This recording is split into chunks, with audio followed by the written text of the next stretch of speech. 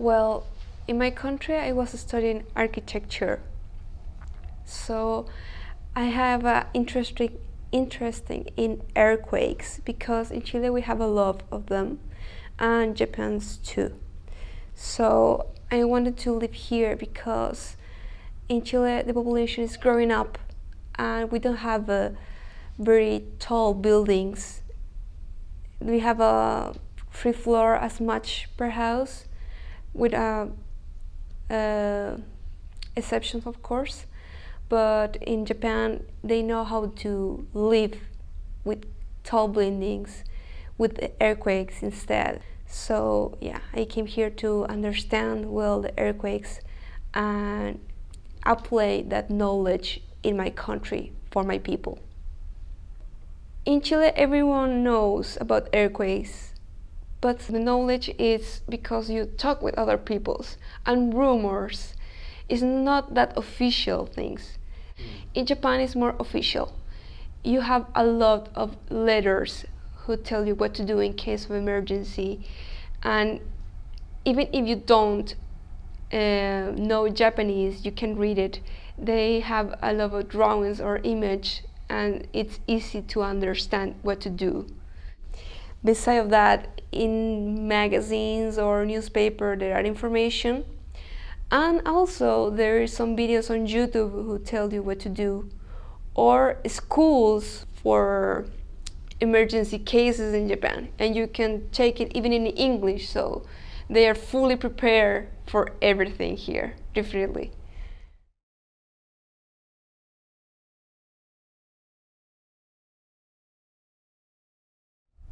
It was very impressive at the beginning because in Chile we don't have big cities, and Tokyo is one of the big cities in the world. So I saw a lot of buildings, I saw the 2 floors roads, I saw a lot of convenience store. Everything was different. In Akihabara, for example, it was very impressive.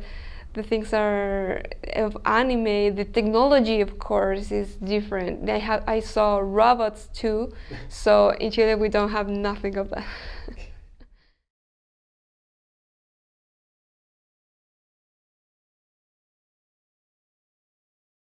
In the most part of the time, I like to go to the gym because it's a good way to not stress myself with the tests and exams.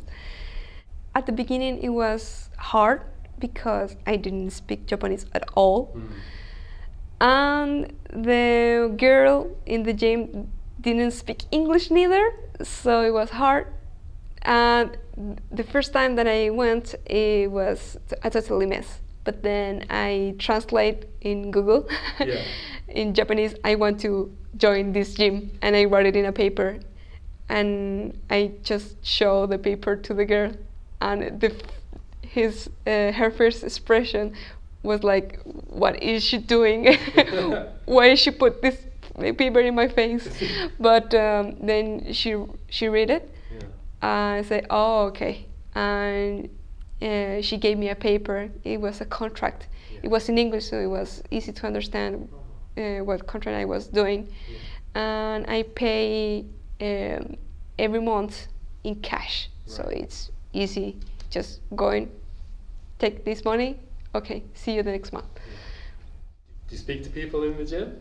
Yeah, I make a friend. It was a woman. Yeah. It was uncomfortable at the beginning because I didn't know too much Japanese, but we do exercise together, and it's fun because sometimes my pronunciation is really bad and she laughs at me. But yeah, it's a good way.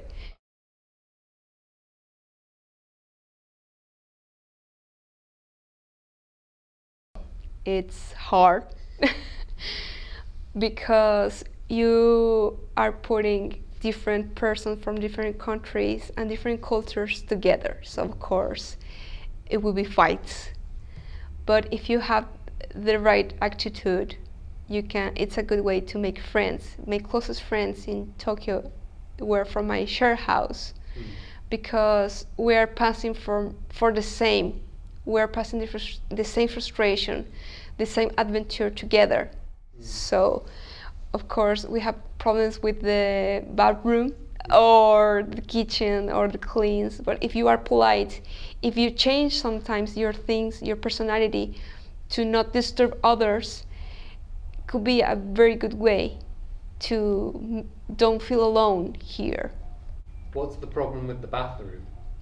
Well, I noticed that one of the time my friend didn't came out of the bathroom like a half of hour, and I was thinking, what is the problem with it? I need to use the bathroom. And the problem was that she didn't know how to flush the toilet. Okay. So yeah, it was a problem at the beginning. We didn't know how the shower works or everything like that. So, but with experience, you know it. Or the kitchen is a problem too, because every time that I want to cook, everyone is cooking. So we need to make schedules or turns or just cooking together for everyone. It's the kind of thing that you need to change to living with other people. I've been in Japan for a long time, but I still sometimes have a panic when I can't immediately see the flush button on those toilets. It's true. Sometimes it's automatic, sometimes don't. Yeah.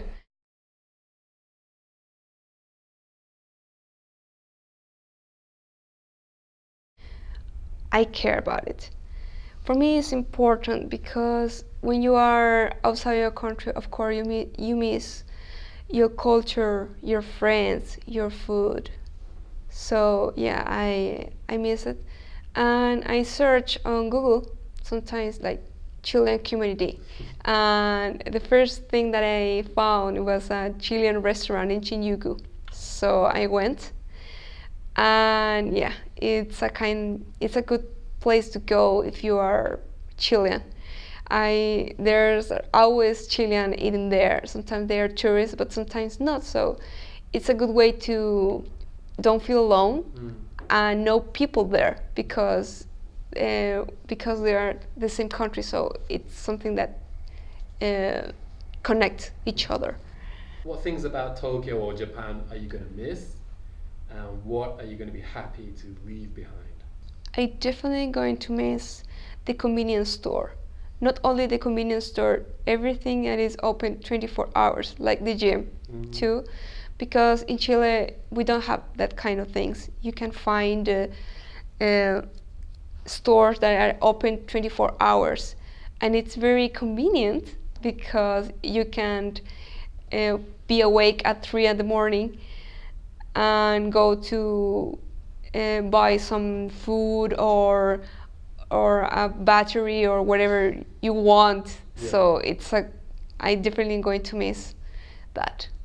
And happy to leave behind, I think the kanji, because it's frustrating. I know that with the practice I will be better, but it's frustrating to not understand every word that is in a letter or the signs. So I want to read in my own language and fully understand what they're saying, not guessing what it is. So I'm definitely going to be happy to live kanji.